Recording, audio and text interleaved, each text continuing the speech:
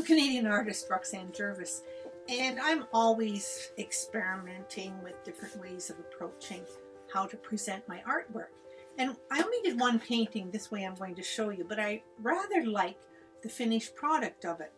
So this painting, when I did it, I did a scrub underneath and actually did the whole painting with all of the lines and everything in it in a oil with a thinner of mineral spirits. And it looked okay, but I thought, oh no, what am I going to do with it? And it took me probably 3 or 4 months to figure out.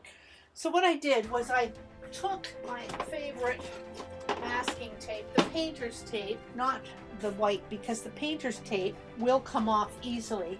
And I just went around what I considered to be the edge of the inside painting, went all the way around that painting, all 4 sides, measuring it to make sure it was even.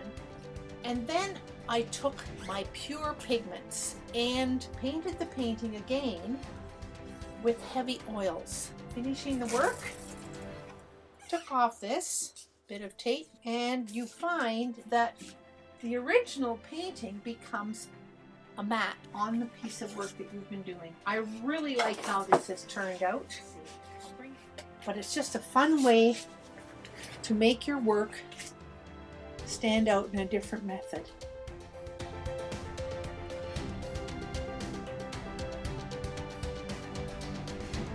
So use your imagination to get your work out there. Don't do everything the way they tell you by the book. Play around with different ideas and see what you come up with. So that's how to do a painting with the underpainting as being the matte of the finished work. Hope you like it. Please subscribe, and we'll see you next time. Bye.